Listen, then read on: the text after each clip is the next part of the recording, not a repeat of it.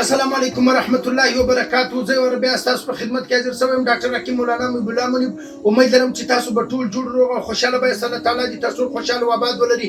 هر وخت زه تاسو په خدمت کې حاضر یم د محل د موقع مطابق او د یو نوې خوشحالي سره.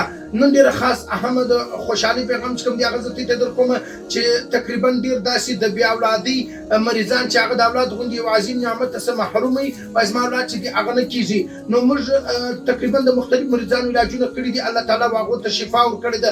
لکه دغه خور ته چې الله تعالی 8 کاله بعد اولاد ورکړي. خوره څو کاله ستا اولاد نه و؟ 8 کاله. بیا دلې ما تا ته دوا درکړه، د هغې دوا سره ستا اولاد الله تعالی ته اولاد درکړي. الحمدلله الله تعالی ودې ته زوی غوندې نعمت چې کوم دی الله تعالی ودې ته ورکړي.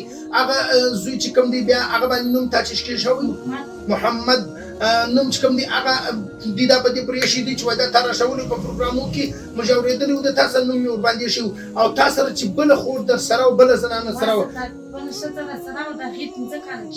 بله زنانه هم د دې سره ورسره وه شه بله زنانه د دې سره و د هغې 15 کاله اولاد نه و د دې 8 کاله اولاد نه و د دواړو ما علاج وکړي. الله تعالی و دې ته زوی ورکړي و هغې ته الله تعالی لور ورکړ. دا د الله تعالی فضل و کرم دی. زه هغه مایوسه مریضان ته دا وایم چې کوم چې اولاد نه کېږي پر کور باندې ناست دي او زما اولاد نه کېږي، زه څه چم وکړم، زه څه وکړم، زما اولاد چې دی هغه نه کېږي. ما د دنیا جان علاجونه کړي دي. ته علاجونه به ډېر کړي، ډېر علاجونه به ته کړي وو.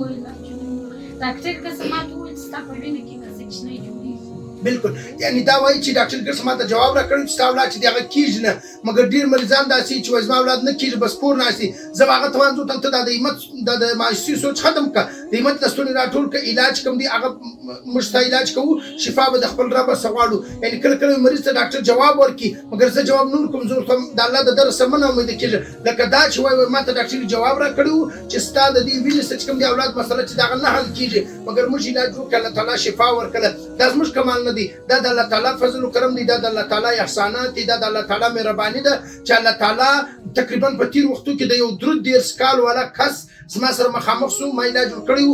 د هغو اولاد نه و درود 13 کاله بعد الله پاک اولاد ورکړي، 12 کاله بعد الله پاک اولاد ورکړي دي، 10 کاله بعد الله پاک هغه ته اولاد ورکړي دي. دا مختلف مریضانو علاجونه موږ کړي دي. الله تعالی شفا ورکړې ده. الله تعالی دې ټول مریضانو ته شفا کامله عاجله مستمره ورکړي.